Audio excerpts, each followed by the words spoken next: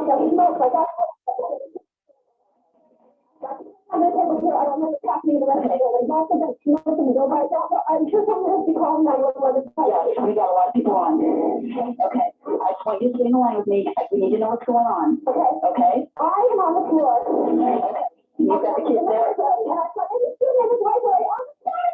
Is there any way you can lock the doors? Okay. Nobody's coming in and out there. I'm okay. Okay, I don't think I'm gonna go out there. Okay, you don't have my, I got drinking over here. Okay? Nancy goes to the door to shut down the door, okay? I've got the kids on the floor. I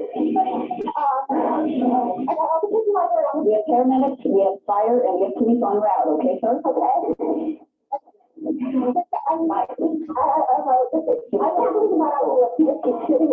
Okay, yeah, we've got a police officer on scene.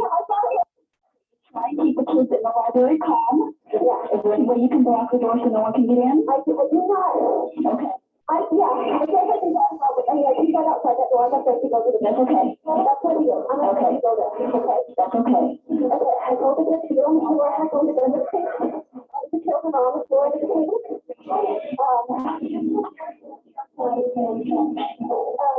Yeah, they're all in the table. Okay. As long as we can just try and keep. Don't say a word. Okay. As long as we can keep everyone there as calm as we can. I hear some going out there going on. Yeah, we've got alarm going off now as well. Yeah, there's one. This one is still with smoke. Okay. Okay. Keep everyone lower to the floor. Yeah. Everyone stay on the floor. Stay on the floor. Stay on the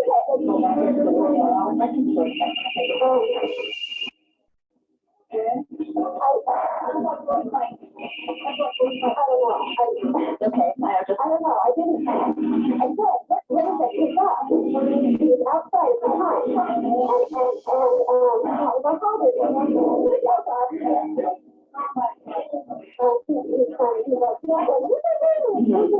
The things that are being shut off. I do not know who the shooter was. I don't even know if I saw him wearing glass.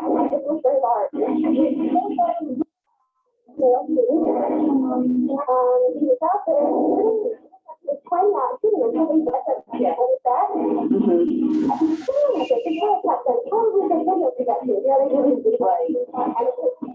Well, that's not. Let's take that a look, and I was going out there to say no. Okay.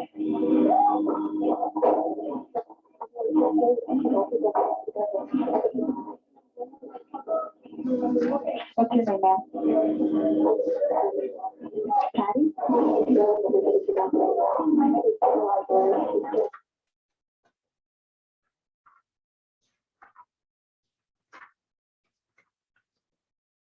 A lot going on, right? I'm gonna say the teacher did a pretty good job as far as informing on what was going on, right? But the tactics and everything that she's basically using is, everybody get in the floor and hide. Are you hid? If you're up under your desk, you're not hid from anybody, right? Those guys went into the school. And it may give more details here in a minute, but they basically entered that school and they shot at students out on the ball field as they were going into the school. They had thrown some pipe bombs that they made. All of this is on the internet, and that's where they came up with a plan to do what they would do. They threw a couple of pipe bombs outside the school, and a teacher actually walked out and said, "With that." And when they did, they shot it at the door. They exchanged gunfire with an officer, sheriff's deputy, outside the school. Okay, so it was not a secret that they were in the school doing what they were doing. There was no secret. I mean, everybody knew what was going on. But response at that time was, we call it the 5 C's. And that is what you do in a barricade situation or hostage situation. Contain them, control them, make sure you stop their movement. Try to communicate with them, call SWAT, and then create an action plan. What are we gonna do if this is situation, right? So that's what the officer did. He was there. They had set a building on fire a couple of blocks from where they were at, and they watched until all the law enforcement got there, and then they proceeded with their attack. The sheriff's deputy just happened to see what was going on and pulled in, and he confronted them. They went in at 11:30 roughly, and they had from 11:30 to 12:09. They were in complete control of that school. Well, at 12:09 is when SWAT basically pulled up in the parking lot. And they exchanged gunfire with SWAT out in the parking lot, and then they committed suicide as opposed to actually having a confrontation with SWAT. Even though they committed suicide and they stopped their terrorism, which they had gone through, they had killed 11, 30 something other kids in the school. They had done all of that in that little brief period of time. It was 3 hours before SWAT knew that they had committed suicide. How much more devastation could they have caused in 3 hours if they caused that much? All right.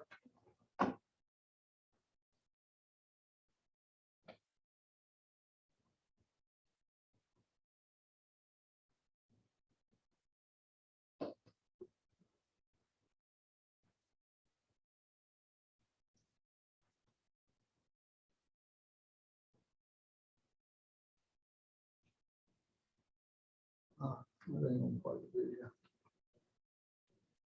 Virginia Tech. Like I say, after Columbine, the president of the United States said, hey, what we're doing is not working. We have got to come up with a better plan than what we've been using in order to protect our children and protect our people of this country. And this pulling up, sitting outside, waiting on a special unit to get there is no longer acceptable. Virginia Tech. At Virginia Tech actually is going to be what they use to get the craze part of this, the civilian response to active shooter part of it kicked off. It's Norris Hall.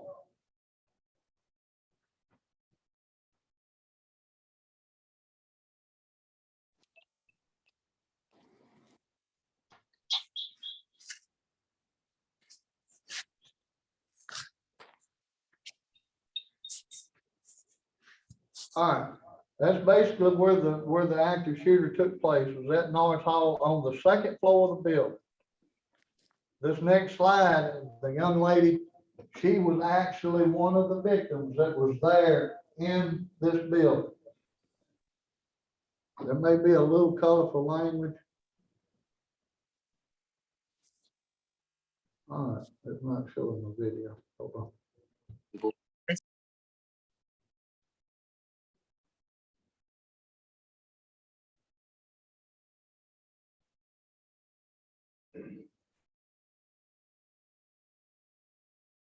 All right, it's not gonna let the video play. All right, this young lady was in room 206, and I'll tell her story as best I can. She was in room 206. She was located in the very back corner of that room, sitting at a desk, and it was just a regular classroom desk. Okay, so she was there whenever the shooter, I couldn't get that live video.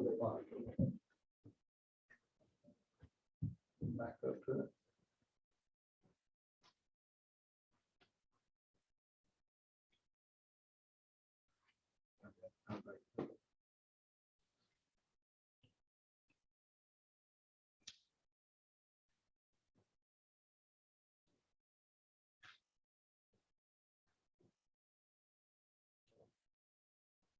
I can tell it. You said it's a video?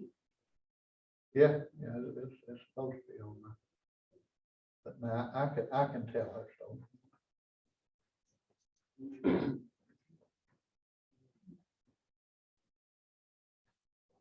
All right, so she was sitting in room 206. And her story basically is what the general response has always been to an active shooter, which is if you can't run off, curl up and play dead. And that's what she did. The shooter came in, he came in on the bottom floor. He chained all of the doors down on the bottom floor, going outside the building. Okay, so he chained them shut. He put a note on all of the doors that said, hey, there's a bomb on this door. If you try to open it, it's gonna blow up the building. And all of that was to delay law enforcement. So he went up and he immediately went to room 206, which is where this young lady was at. So they did not have time to respond in that room. Whenever he shot at somebody in the hall and he immediately came into her room. So they all did what we've been talking to before. And a lot of y'all are gonna be of the age that whenever you were in school, everything was get under your desk, put your head between your knees, right? And just hope everything goes okay. Tornado drills, nuclear bomb threats back today, that was the drill, okay? So that's what they did, and that's what she did. And she got down, she curled up. These are grown college students. She got down, curled up under her desk and waited her turn. And he walked down the aisle and every kid that he came to, he shot in that room, at point blank range. And she heard him shoot the kid in front of her, and she knew she was next, and she laid there and he shot. And she collapsed down on the floor. Well, he went through the room and then he left that room. That was room 206. And as you can tell, the red boxes are people that were shot and died. The green boxes are people that weren't injured, and the boxes are the people that were shot but are injured and survived. The red boxes died, yellow boxes were shot but lived, and then the red and the green box. So what we got? 3, 6, 9. Got 9 people in that room that sat and waited their turn to be shot. Okay. So he left that room after he went through and he shot everybody in the room, and he went across the hall. These people did basically the same thing in room 207.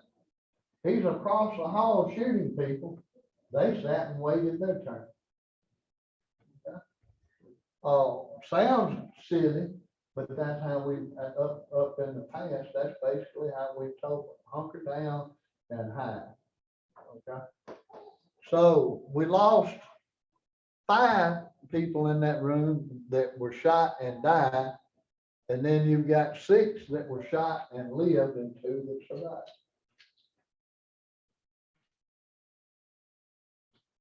When he got through in 206, he went to room 211, shot everybody in the room. Okay. These are grown college kids that are sitting under their desk waiting their turn against a single gun.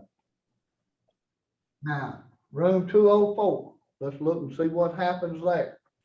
There were 4 students that were shot and that survived. And then there were 2 that were shot and killed. Well, one of them wasn't a student. The one at the door is the professor. for that classroom. And he barricaded that door and did everything he could to hold that door closed. But the shooter pushed through, eventually pushed through, killed him and pushed through and got into the room. But look what happened. He barricaded that door, pushed it, and blocked that door with his own life and his own body, and told his students, jump out the window, get out of here. So look how many of his kids survived, because he took that little bit of initiative and blocked that, what was going on. Just a little bit. I mean, and it cost him his life, but look how many lives he saved. And if he'd have just sat there inside the classroom and waited his turn, he would have died more than likely anyway. All right, let's look what's going on here. See the big X on the door? They barricaded that door. Every student in that room survived. The shooter, after he got through with room 204, trying to fight to get in it, he tried to get into the room across the hall and couldn't get in it. He immediately went back and turned his attention back to room 206, where the young lady was at, laid there, crumpled up on the floor after being shot. He goes around at that point, and everybody he sees breathing in that room, he shoots again. And she is one of the ones that was shot again. So she lay there to be the victim twice.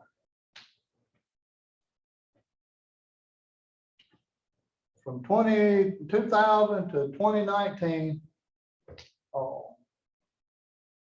data set includes active shooters identified from 2000 to 2019. It is a rolling list, and new events happen or are found. This data is adjusted accordingly.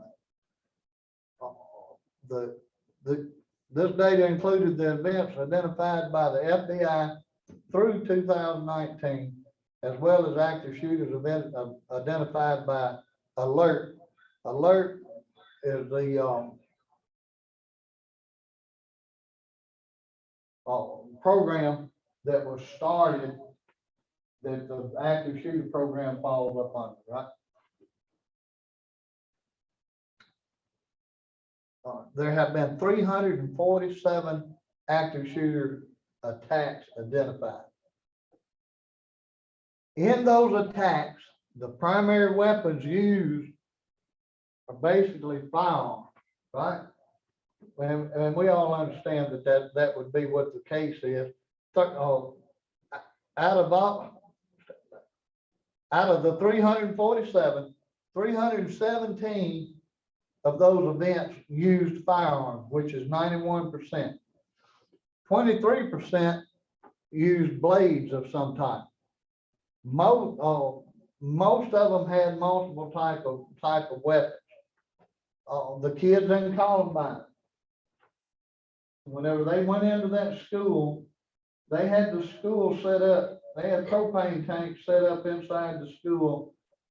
In the support beams, it was a multi-level school, and what their intention was, herd all of the students into the cafeteria, get them all herded into that area, and then they had the propane tanks that they had ordered some clocks to use as their detonators on those propane tanks, but they spent like $5 less than what they should have, and it ended up having plastic hands on that clock, so that whenever it completed the circuit, it was plastic on plastic, which wouldn't generate the circuit.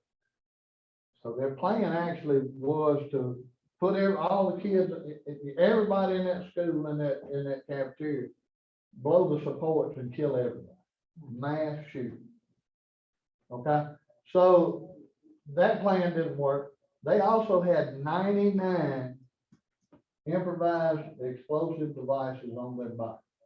The bulk of them were cricket bombs, which basically is CO2 cartridge drilled out with gunpowder in it and a fuse in it, basically. They had 99 of those. They also had 9.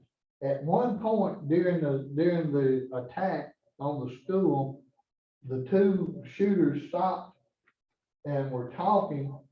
And I mean, they were going around and people, they were under desks and tables, they were executing those people. And they got bored with that. So they said, hey, that's no fun anymore. Let's start stabbing people. We've got knives. Let's start stabbing people. And they had thrown bombs on a couple of people while they were in there as well. So, you know, these people, you can't reason with. Life means nothing to them at all at this point in their life. And it had basically started because of being ridiculed by the more athletic types of the school. And it just culminated down to the point that they finally lost control and decided they were going to fight back. Multiple weapons used in about a third of the time. Pistols, 182% of, 182, rifles, 89, shotguns, 44, and unknown, which is going to be, you know, your IED device. Part of an active attack can include spillover from previously excludable events such as gang attack. If an event begins as a gang attack and the attackers continue to kill, the killing process with unrelated individuals, we include those as part of being an active shooter attack. As a result, we have a couple of cases with multiple attackers. Additionally, there are more than one attacker that have fled the scene, and there were conflicting witness reports for this case. All right. So, but let's look at what we're actually dealing with. Out of all of those, out of the total number of attacks, 340, 98% of the time, it is a lone person doing the attack. 5% of the time it was two. Columbine had two, a couple of the others had two, and only one that had more than two. Okay.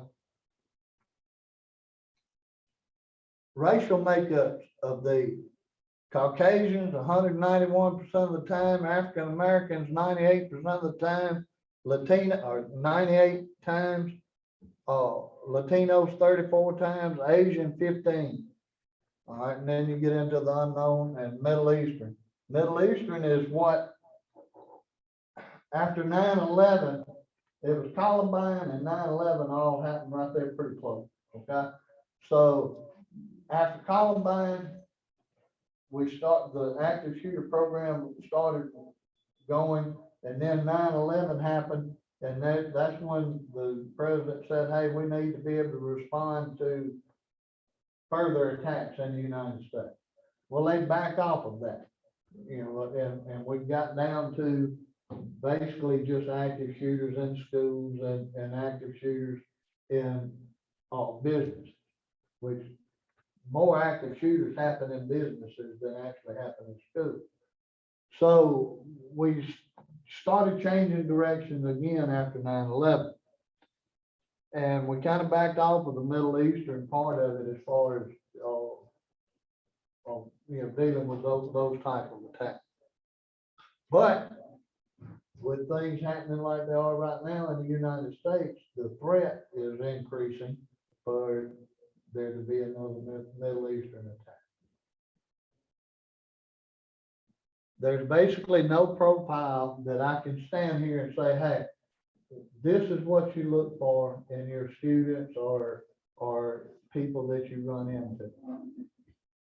Any person that there can be a culmination of events that can make almost anybody go into an active shooter mindset. I mean, it takes a lot. I mean, it's not like they wake up one day and say, I'm going to do this. There's a lot of pressure been put on them. Kids in all the time by multiple groups. the boys that went into Columbine, they were after the white hats. The white hats were the football players, the baseball players, the track stars, all of the sporting groups wore white caps. And whenever they went in, that was who they were looking for. They only killed a couple of those because, they just, once they started, they just tried to take as many people as they could. Avenger mindset, and some of them will broadcast, hey, this is what I'm gonna do.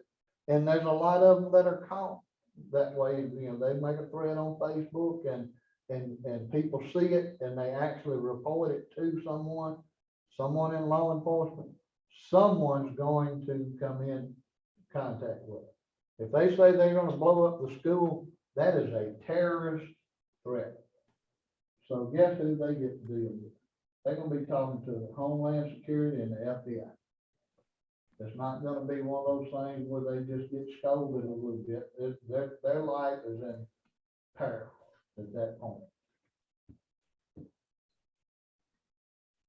They have a history of violence, exposure to violence, substance abuse or dependence, mental illness, history of suicidal behavior, a history of stalking, harassing or threatening behavior. We've got a negative family dynamic. They have a sense of isolation, instability, and there's several other different things that you can look at.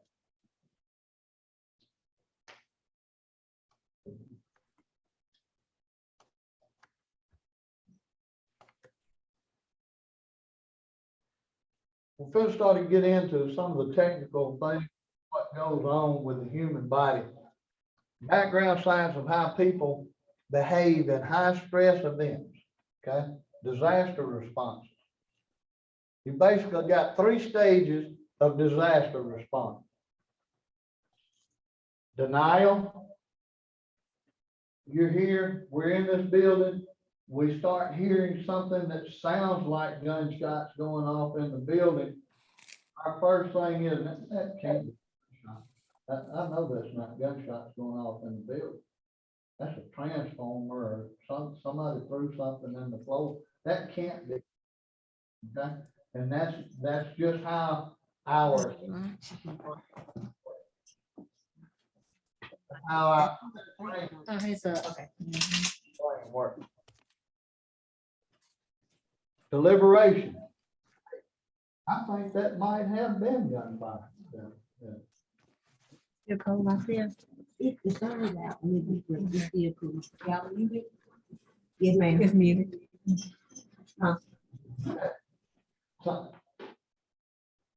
So we deny it. Now we're having to stop and think about it and say, okay, I don't know what's going on, but I think I might need to check it out. And then a decisive moment. Hey, that's gunshot down that way. I'm going this way. That's a decisive moment, right? I'm out. So, deliberation. Let's talk about that for a second. Got a human brain, which is the most evolved brain on the planet. I guess we can all agree with that. We've met some folks maybe that might not qualify, but for the most part, we've all got a developed brain, right? And then you've got the lizard brain. That's the primitive brain, right? Which one do you think would be the quickest? Or be the one that responds the quickest?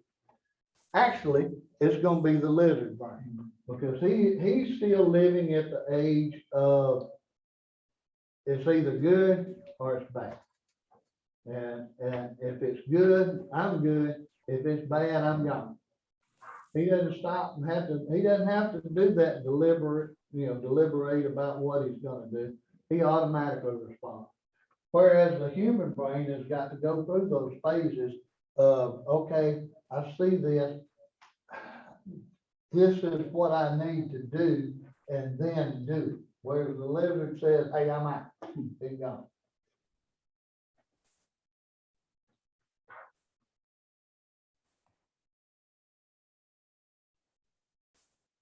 All right, so when your brain kicks in, you've got the 3 F's there. You're either gonna fight, flight, or freeze. Oh. There's a video that I don't think, I'm not sure whether it's on this presentation or not, but it's inside a school board meeting. And an armed gunman comes in and he's there and he's threatening all the board members. Well, the president of the board is actually in an argument with this guy. You don't get in an argument with someone that's already unstable. I mean, you're wasting your time. So he's in a verbal conflict with him. And several people in the room said, hey, this is not safe. And they get up and eased out and left. And when, they did the right thing, called 911. Well, there was a lady that was in the courtroom, in the boardroom, got up, walked out. And she thought about it for a minute. And she said, I can make him stop. So she walked in and he walked up to the shooter, took a purse and whacked him with a purse. Kind of a plan, right? Might have worked out, but I'm getting to the freeze part of it. It did knock the gun out of his hand, and he turned towards her and faced her and pointed the gun at her, and she collapsed. Her body absolutely froze. Her mind said, hey, I'm fixing to die, and her body shut down. Okay. So, fight or run, or your body can just absolutely freeze on. And you'll hear law enforcement officers all the time talking about the fight or flight syndrome. And when we walk up on someone, we're trying to read their body movements and what's going on, and trying to keep from us getting hurt, trying to take them into custody without anybody getting hurt. But we're looking for that fight or flight going on in their brain. And every one of them has to make that decision. Am I gonna just surrender? Am I gonna fight, or am I gonna run? And, everybody that law enforcement comes in contact with, basically, am I gonna submit, not submit, or run? So let's look at what happens to your body as you go through these different levels of stress. Normal heart rate, around 60 beats per minute. You start getting elevated at 90 beats per minute. Give me just 1 second. Let me get caught up with something here.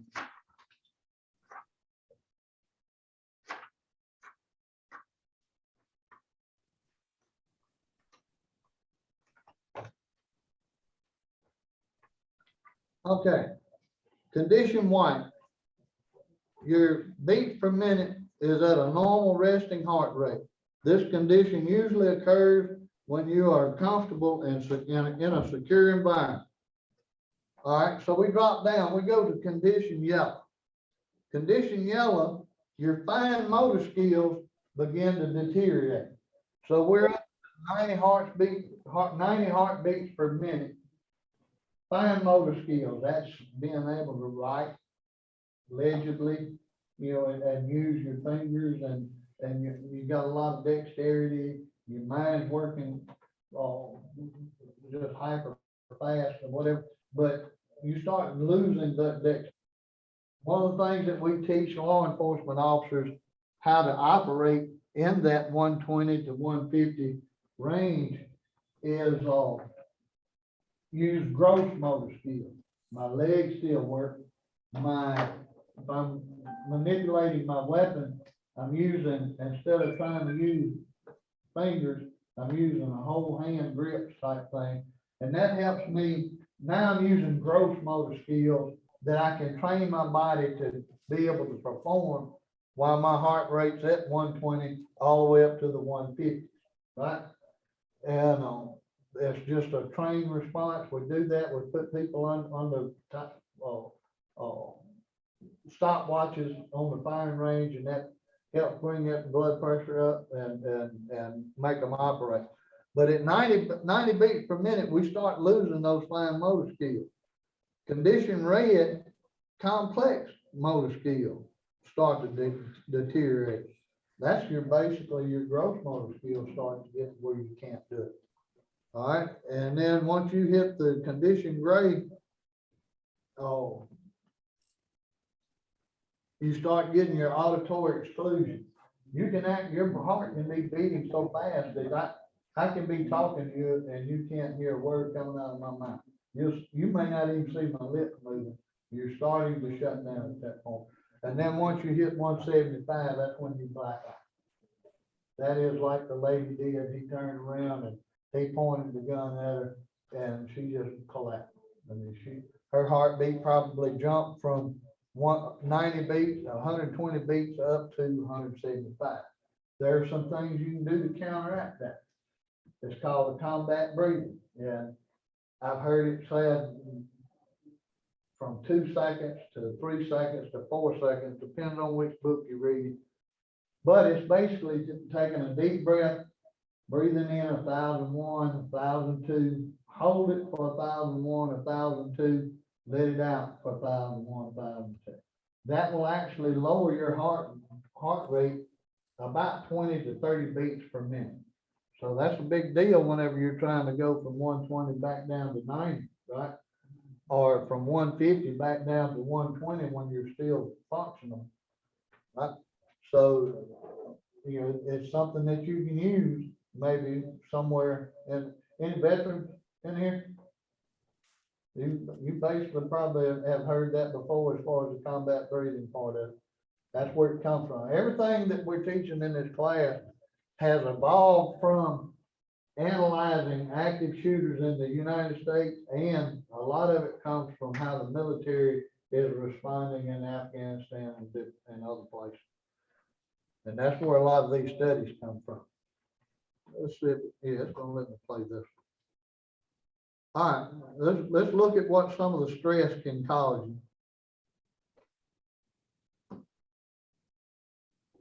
This is an invasion, a store invasion. A lot of armed suspects are coming into it. There's a lot going on in that video right there, right? Let's just look through it the first time. Okay, I'm gonna try to point out some things that I see as I'm watching this video. All right, let's watch the lady. First off, you see the people running over each other. Let's watch the lady do something that she does 100 times every day. She is trying to get that child out of that, stroller, right? She does that over and over and over, day in, day out, week in, week out. But you see what's happening right here. Her fine motor skills will not allow her to just do those simple unlocks or whatever and get that done. Everybody else has got different responses. All right, I'm gonna play it one more time. Let's see what else we can see. See the lady in the top of the screen. What does she do? She hunkered down in place. I'm gonna hide right here and pretend he don't see me. There's an exit back to the right. Do you see the other lady? She's curious about, well, he won't shoot me because I'm just trying to see, I'm trying to watch what he does. Okay? But, so there's a lot of different things going on, and those people are actually shooting in that store at that time. They're not in there threatening to shoot people. They're in there shooting at people in that store, and you see all of those different levels of response. The smart people left. They said, okay, peace out, I'm gone. It's all yours. I can't do anything to help the people here. I've got to go. Right? Now, that doesn't mean, you know, sometimes we can't make that decision. Sometimes we've got children we got to protect. We can't run off and leave those children, right?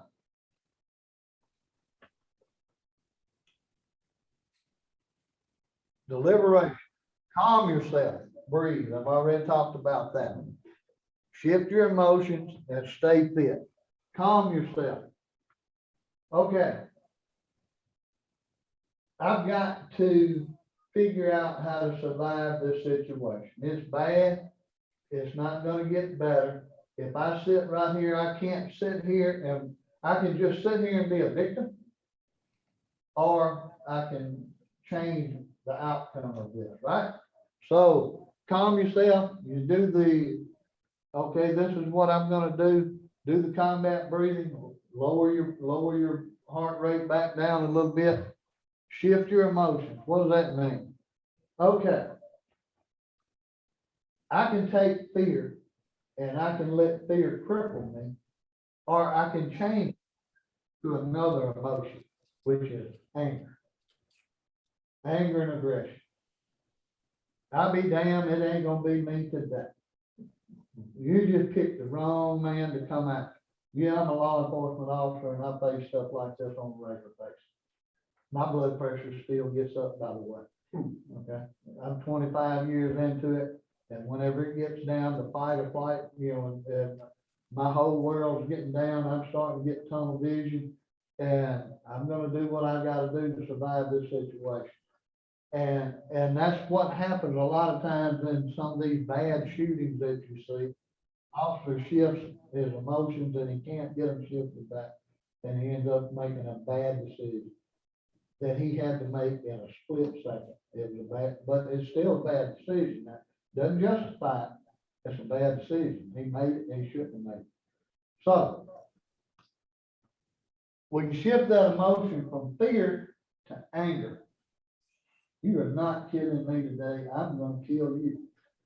This is how this is gonna end. You should not have come to harm me, or you should not have come in this school to harm my kid. You made a mistake today, buddy. Okay? Now, we can get back to a functioning body at that point. I mean, we've all lost our temper, right? Think about turning around and instead of all of the energy that you're wasting on shivering in a corner, and you divert all of that energy to anger. I am gonna take you out today. There was I don't think that the video is gonna play. There was a school teacher. She was there. She was in the building. A active shooter came in carrying a rifle. She was a physical ed instructor for the school. Just a little tiny petite lady. He came in and she jumped on him like a mama bear protecting her cubs.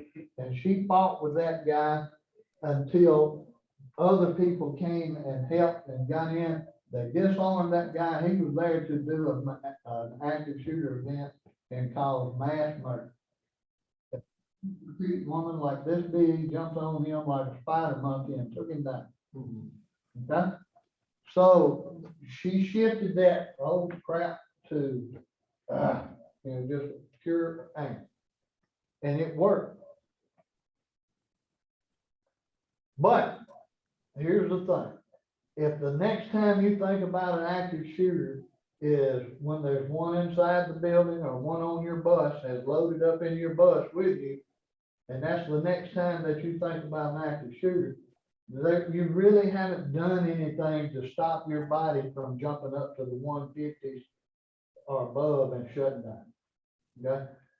How you can do that is practice. Practice your response. Okay, and the teachers and different things that we've got in the school district, doing drills, going through, okay, boom, we're doing a drill today. I'm so sick of making these drills. But you hear the drill, you perform certain acts even though it's not under that much stress at that point, you perform those acts, and then all of a sudden, boom, you hear actual gunfire in the building. You perform those same acts under pressure because it's scripted. It's not something that you haven't thought about. It's not something that you haven't practiced. And you do those things automatically if you practice enough. Deliberation. All right, this right here, give me just a second. Let me jump over. All right, this was at a Great White concert. Okay, they were having a concert inside this building. There's a lot of different things that you can see. The red circles or the red dots in this, on this page are the exits out of that building. You've got the number one exit, which was the main entrance where everybody had to come in, which is through the entrance hall into where the band was playing. There was an entrance that came from, or an exit that came into the kitchen. There was another one that was, off to the side, there's a bar in there, and you could enter the bar from the street. And then the fourth one was back there at the stage. So basically what happened was Great White was performing on stage, and their technician had 3 canisters that were set up to spew sparkles or whatever, kind of like a sparkle. And spew that up like 15, 20 feet up in there. Well, he had one of them that got bumped and it was turned wrong, and it spewed it over into some insulation, sound insulation that they had that projected their music and everything out into the crowd and set it on fire. So we've got a fire on the stage. Got a building that was past capacity. The capacity on that building was like 400, and it was like 420, 430, 40 people in there. So it caught on fire. At first, everybody went through that first thing, denial. Hey, this is part of the show. Even the band kept playing. And then whenever the smoke hit the roof, the lead singer for Great White said, hey, listen, we've got a problem. Everybody, and he did it in a calm manner. Everybody please exit the building. And then they all but, let's see, they lost their lead guitarist, and one of the drummers actually died there on the stage. They exited, they had an exit literally feet away from where they went. And 2 of them died there. The rest of the crowd tried to exit the building the same way they came in. And they actually there was a stage, one of the rowdies or whatever for the band was there at that exit number 4 and would not allow people to use that exit. Said, no, you can't go out this way, you've got to go out the front. This is for band members only. Stupid? Yeah. Denial about what was actually going on in the building, he's absolutely in that denial. Okay, so let's look and see what the results were.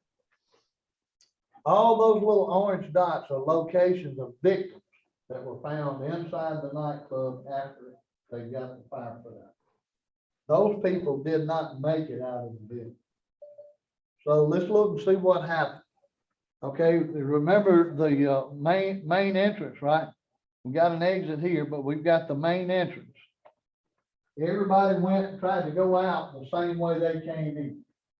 So basically what happened was 1 or 2 tripped and fell, and they started stacking up in that entrance and blocked that entrance with bikes. Okay, so you had 18 that literally crowded into that corner and sat and waited to die. Same thing, you had 9 that were there trying to figure out how they were going to get those people out of that doorway that they came in. And then you did have some that started looking for other exits. Had one that went out the kitchen, or had one that was trying to get out the kitchen. And that's probably one of their things. But now the video game area. So we've got exits 1, 2, 3, and 4.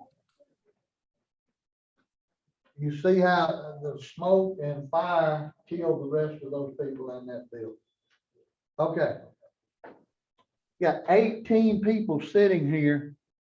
All of this in front of that building was plate glass window. All they literally had to do was break that window and walk out. if nothing else, I'd have grabbed somebody and broke it. I'm not, but people have a tendency to look at each other and make my decision about how I'm gonna react by how you react. Now, I could haul a bomb in here and take off towards that door, and most of y'all gonna follow me, right? If you smart, you follow me, because if I'm running, there's a reason. I don't like to run that much, my knees hurt. But if I haul a bomb and I curl up in the floor, about half of you, or probably more, are gonna drop out of your chairs and ball up and ball in the floor with me. Because that was what you saw, and that's how you perceived to react. And, you know, it's kind of like the old deal, you know, somebody hollers duck, and you turn to look to see what you're supposed to be ducking from, and you get smacked in the head, right?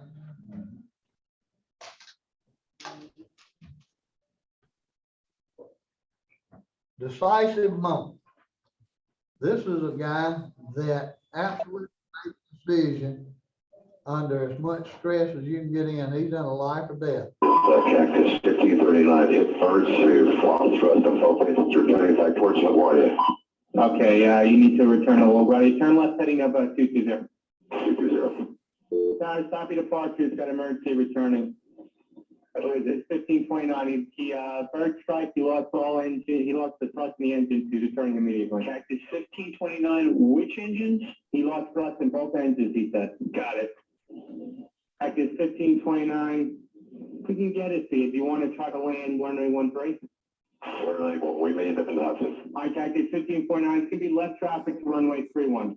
Unable. Okay, what do you need to land?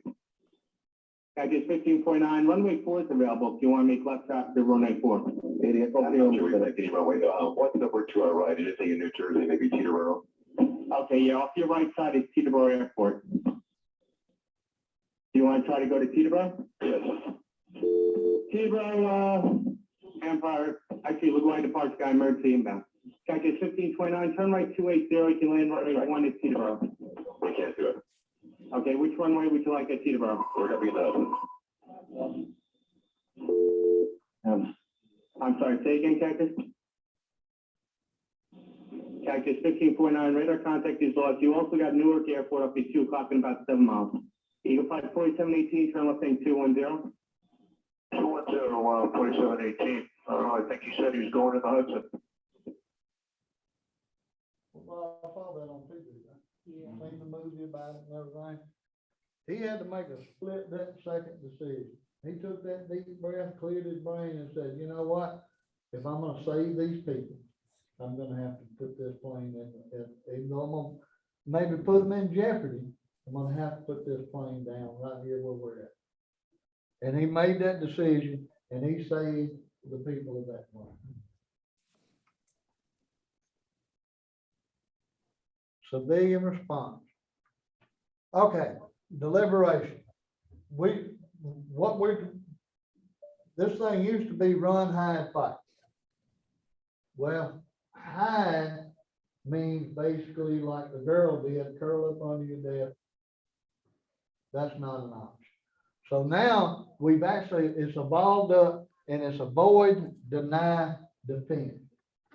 Okay, so here we're getting into the meat and gravy of what we're here about today. Avoid. Bang, bang, as a civilian. Bang, bang, bang, there's shots fired down the hall. We know that there's an exit right here. We can tear out to the exit and go save ourselves, right? That's okay. If I'm not equipped to handle it, then that is my first choice. My daughter, well, she's in college now, and it still applies, but from the time she was a little bitty girl, I've been teaching these classes, and I have taught my daughter how to respond to something like this jumping off. And that is run. Go immediately in the opposite direction and don't quit until you are completely gone from the situation. Walmart, no matter where, You go and wait until you can find a law enforcement officer and you get them and get in touch with me. Once she had a phone, then I'm always armed, you know, as a law enforcement officer, I'm armed, on duty, off duty, because I may be able to protect someone else, or I may have to protect myself or my family. And the simple fact that I'm too lazy to wear a gun on my day off, that's unacceptable.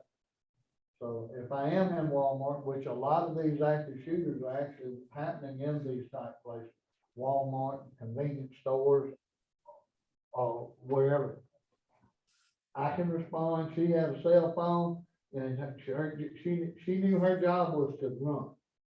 She's not capable of protecting me or anyone else. So her job is to survive. And dial 911 and say, hey, listen, my dad's in there, he's wearing whatever I got on, he's got his gun, oh, don't shoot my dad. He's there doing good work, don't shoot my dad. That's her job. My job is to go and confront and try to stop. Deny. Okay, so we're here. We've got a situation going on out in the halls. We can't go out into the hall to get to the exit because that's where the bad stuff's at, right? So what can we do then? Got a couple of different options. We want to deny them access to us and our children. So the classroom is full of what? It's full of desks and all kind of heavy stuff in there, and it's full of kids. No matter, I mean, even 8, 9-year-olds can help you move your teacher's desk and get it open. I mean, first off, lock the door, cut the lights off. That's number 2. The lights go out. Try to cover the windows, have something to cover the windows with. And I've talked to the headmaster, administrators and everything. Cover those windows, cut the lights off, block that door with everything that'll move in that room. With one exception, you want to leave a little bit of an area where the door opens up so that if by chance they do push in, whenever they stick anything inside that room, it belongs to you. It's mine. If I've got one of these chairs or have to tear one of these tables up or whatever, anything I can get to use as a weapon, I'm gonna make him pay or her pay for sticking her hand in that room. And Lord help them if they put the head in there. Makes sense, right? That if they're here and they're meaning you harm or your children harm, you have every right in the world to end their life. You can take their life because you're in fear of your own life and safety. You don't, not necessarily your life, but your own safety. You have a right not to be injured. Law enforcement officers have a right not to be injured. We didn't put this badge on to get the hell beat out of us every day. Okay, that's not what we're here for. We are here and we can use that to our advantage, right?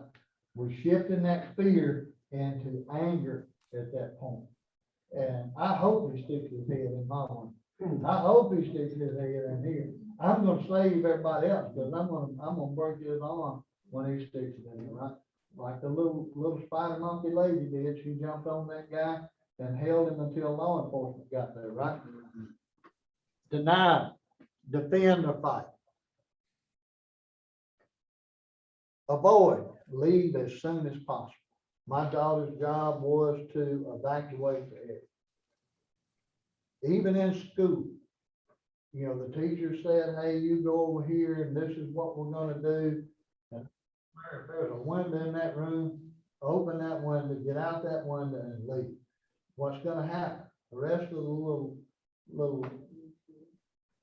goofballs in, that looked like a better plan than the teacher had, right? Scamper out the window. Remember what happened? All those college kids went out the second floor window. Every one of them survived, uninjured. So that was her job. But now she's got somebody that understands the dynamics of what's going on. And her job, from her school, I told her exactly where to run to. It's a store like 3 blocks from the street. Go to that store and, you know, get the store, whatever. Just stay there until I came to get it. And that was her job. Walmart, hi, get up under the, she did this, and I told her, first off, she got the crap beat out of her. Whenever she was about 5, I had her in Walmart and we were walking around and she thought that, you know, they got those big hoops up there with the clothes in it. And, you know, all the clothes hang, it'd be cool to get up in the middle of that thing and hide from her daddy. You know, hiding from your daddy is one thing, as long as you ain't ever gonna get found. Because the end game of that was, we left immediately to the party. I tore her little hand end up. And then I got thinking about it, I said, you ever hear shots? Get in there. It worked. I hadn't had no clue what, I had tears in my eyes. I can't find my little 5-year-old daughter. And she's literally from me to him up under the thing, just up there just giggling. I finally heard her giggling. All right, we're gonna sit back there giggling. Anyway, oh.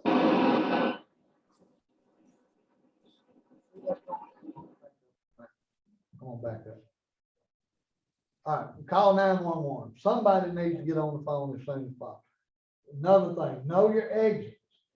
Whenever you go into a building, I mean, I haven't been in this building long enough, but I'm sitting here looking at 2 main exits, right? One here, one there. So if I hear shooting there, I'm going out that. Pay attention to where you're at. You know, even in Walmart, when you're pushing your little buggy around in there and you're doing your shopping, take a glance around it and say, okay, is that, if it's got exit written over the back, there's a place for you to get out of that building.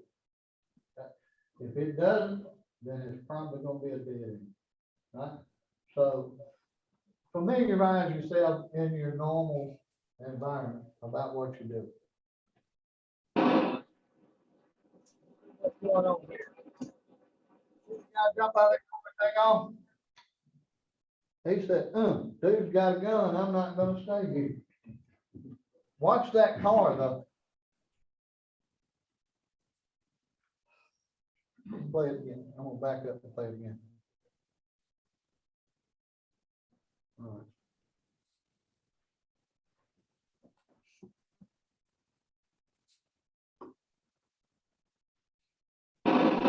Watch it again. That guy jumped out of the car, off, right? Homie comes out of the store, he ain't looking.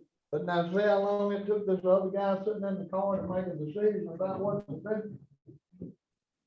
If you don't have the means to protect yourself, you can't do anything. Okay? So he did finally say, you know what, this is probably a bad idea that I've got right here. He's worried about his car. He's worried about somebody stealing his tape deck out of his car or something. So he hangs in there way too long.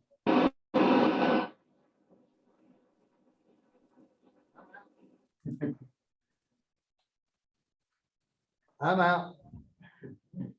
I'm out. I think I'm gonna join them. Had one that rounded the corner and was supposed to walk into it, and somebody, he realized, hey, something bad's going on that way. If everybody's running this way, I'm gonna run that way at least for a little while and try to figure out what we're running from. If I can catch somebody, I'm gonna ask him what we're running from. All right. Don't deny. Oh, if you hear gunshots, go to deliberation. Okay, gunshots, this is what I need. I've got to react. I can't sit here. I've got to get closer to my lizard brain, which is get the crap, get gone. All right.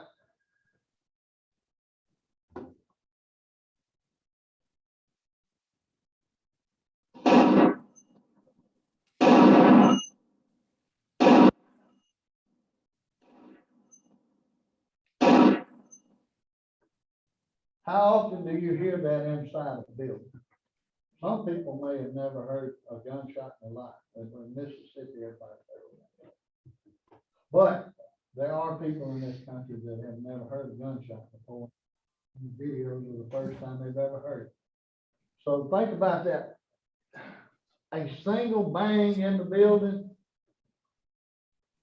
could be something hitting the floor. If it happens twice, if I'm not in a situation, I'm aggressive. I mean, my first thing, I'm gonna be running towards it, and hopefully y'all will be running up. That's what you're supposed to do. But I'm gonna be running towards it because that's who I am.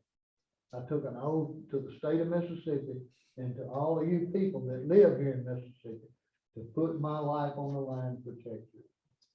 There's a priority of life scale that we go by. Innocent civilians and law enforcement. That is our oath. That we will do whatever we have to protect the innocent citizens of Mississippi, even at the expense of our. That's no, and I will absolutely do it. Nobody knows how they're gonna react until it's happening.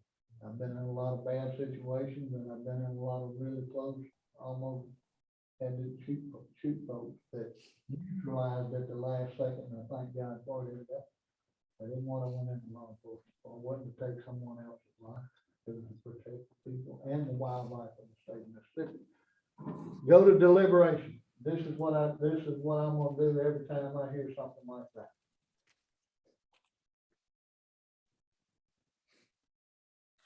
Come on, Captain.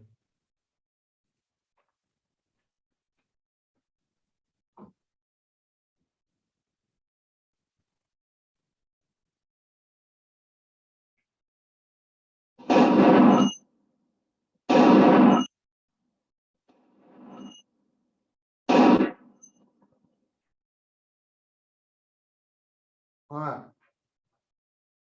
Deny or hide, lock the door, lights out, and get out of sight. So this room, we've got a center fed room, which means the doors are in the center. Back here, we've got a little different situation. So we're here, we lock those doors, and we cut the lights, and we get off to the side, right? We bury off to the side so that if it's got windows and someone can look through the windows, they can't see us.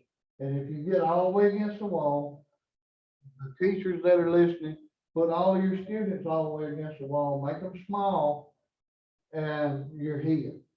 As the adult, and depending on the age group that you've got, once you get to 8, 9, 10 years old, you've got books and different things that every student in the room can be armed with.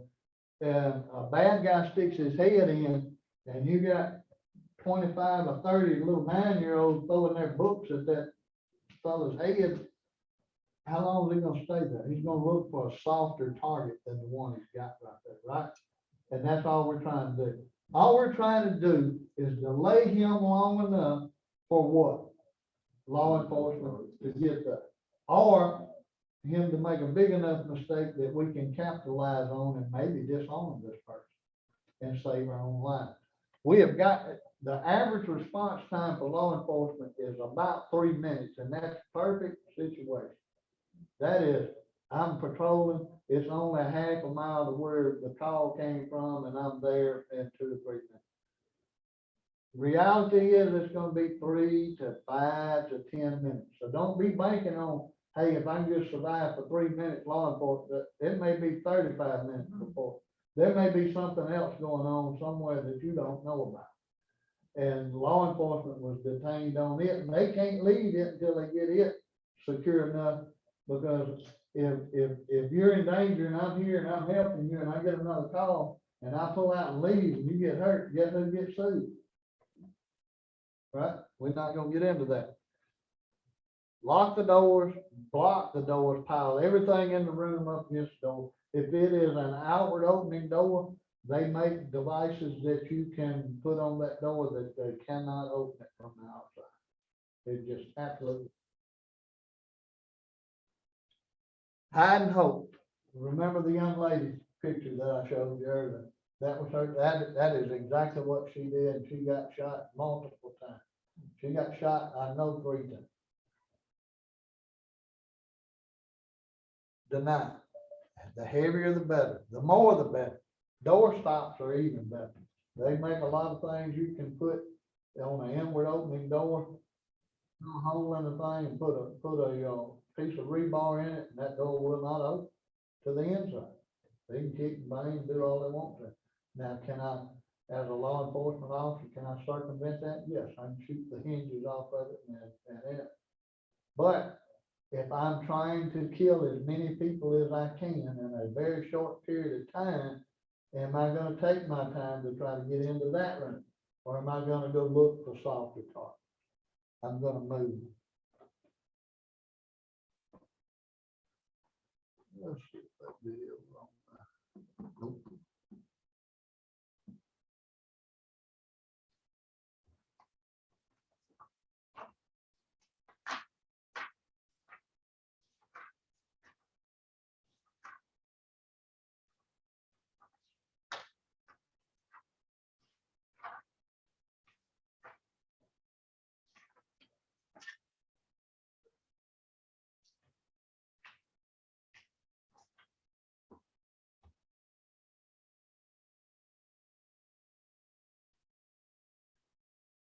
Okay, what she's talking about, Diane Sawyer's little thing there, she is reporting on Shady Hook, where there was an active shooter took place there.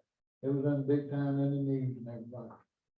One of the teachers there took all of her students and barricaded all of her students up into basically a bathroom that was attached to her class, and closed the door and used her body to keep that door blocked.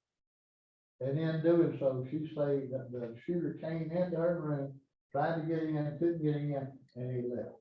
She saved all of her students by fighting with him there at the door.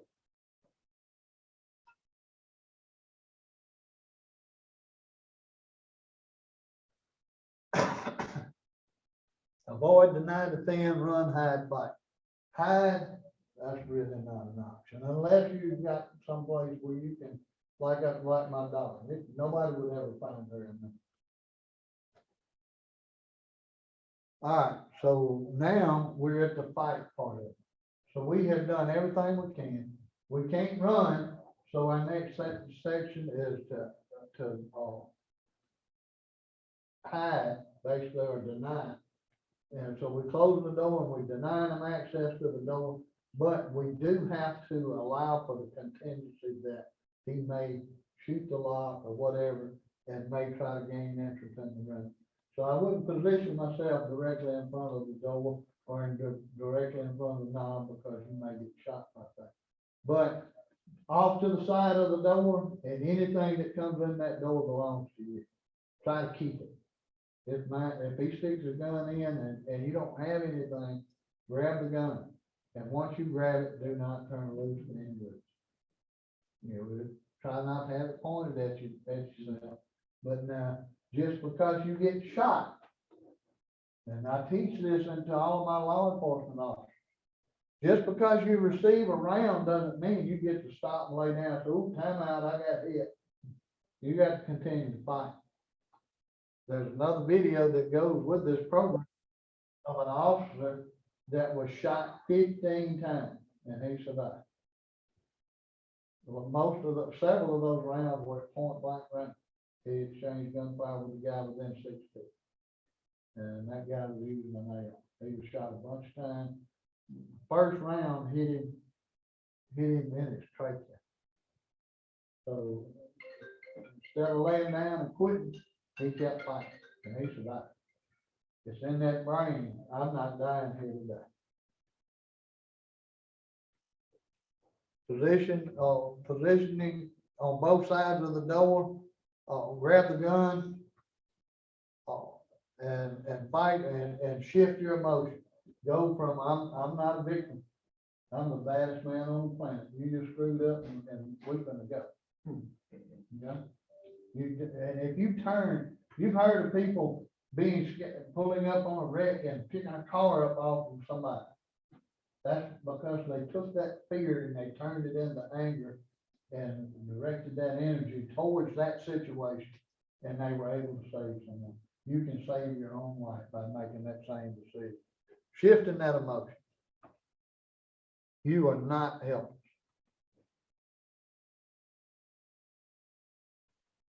And what you do and how you react does matter.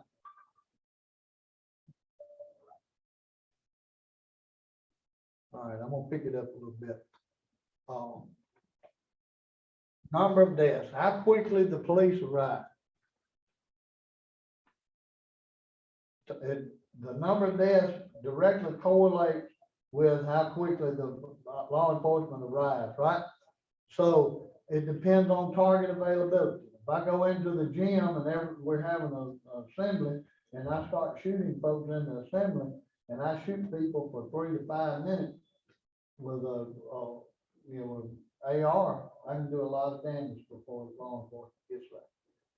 Same situation though, I go to that gym, we're having a game and we've got the guys playing ball or the girls playing ball, and everybody in that gym says, no, not today, and attacks me.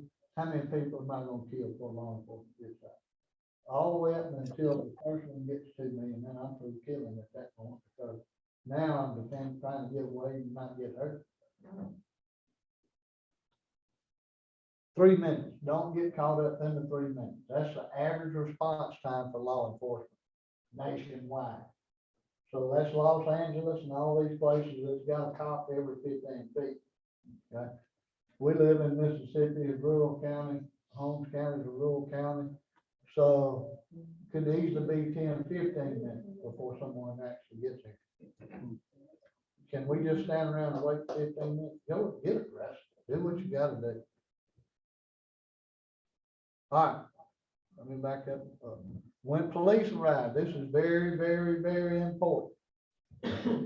When we arrive on scene, we don't know who you are. We were told that someone was in this building killing people. Guess how big our whole world is? Guess where our heart rate's at? It's in that 150 range. Now, we're trying to do things to combat that, but it's still in that 150 range. So we've got auditory exclusion. You may be hollering, I'm the janitor, I'm the whatever, I'm the principal.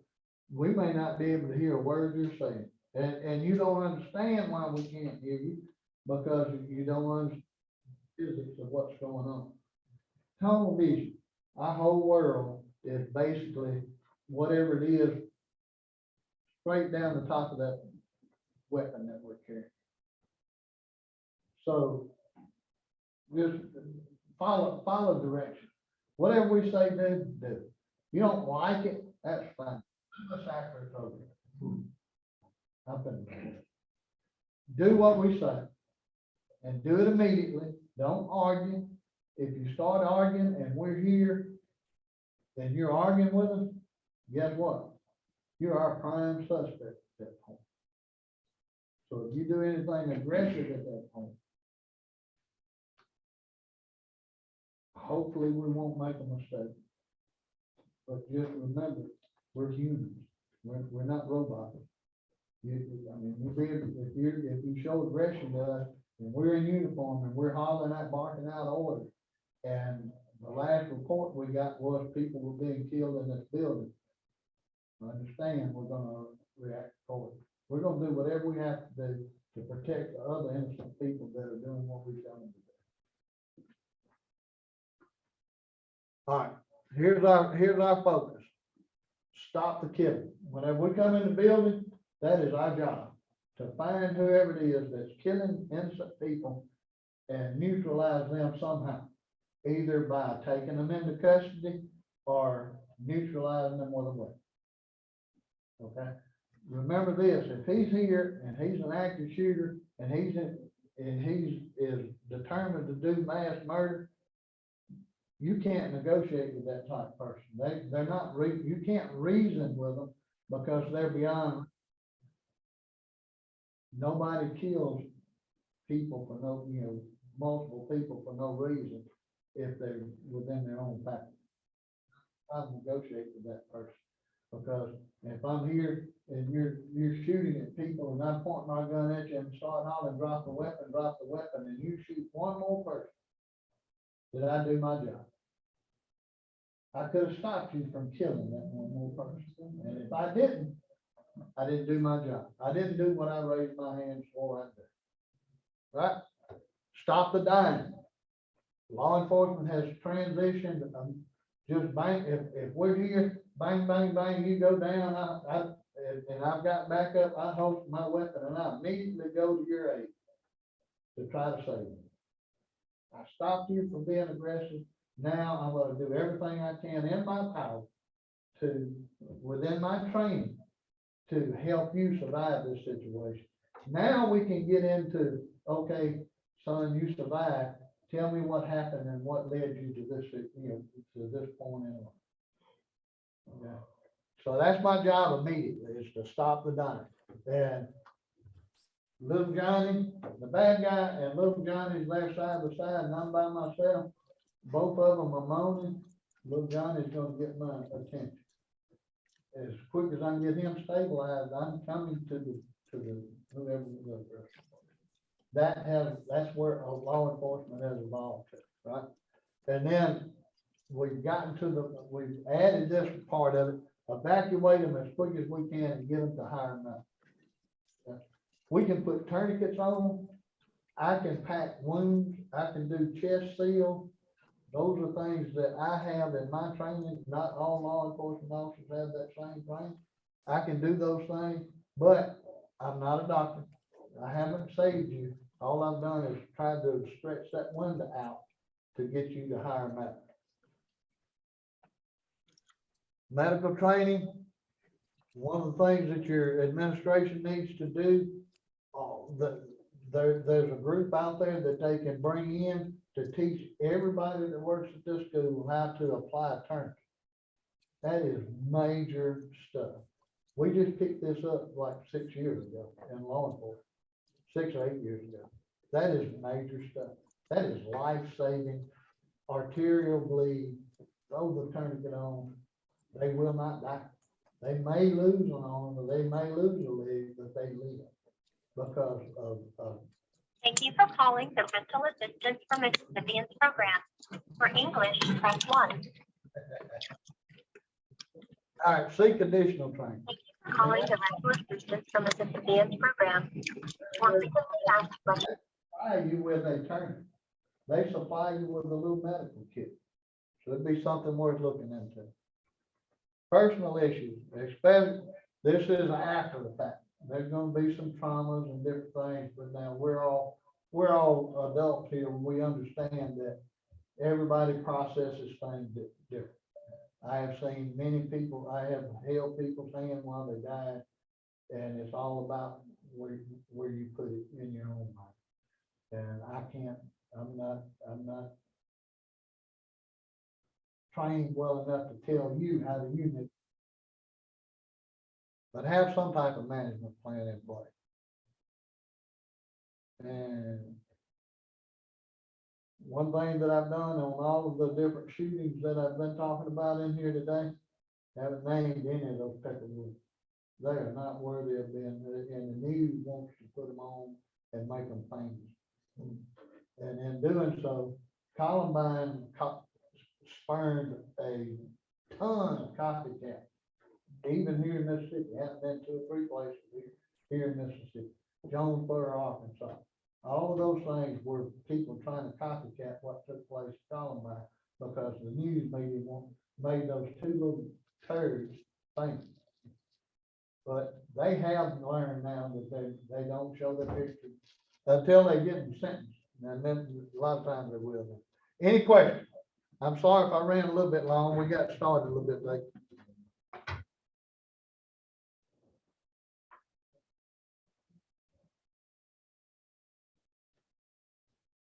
I want to thank everybody for taking this little bit of time. This is phase 1 of the training that's involved in an active shooting. That makes sense? This is what do you need to do before I get there? Okay. And it's all about that mindset. I am not me, you picked the wrong dude today. You came in the wrong place. And, you know, a lot of law enforcement officers, I'm not some secret ninja. Yeah. And there is nobody on this planet that I'll take a step back from whenever I'm doing my job. I'm too stupid to look at this guy that's 6'6", 240 or 300 to take that step back. If I'm trying to protect someone, there's nothing he can say or do. That is something that everybody sitting in this room, that same attitude whenever it comes to protecting someone. That's it. Thank y'all very much. Appreciate it. All right, good afternoon, everybody. That concludes our session. Thank you so much for attending and enjoy the rest of your day. Thank you.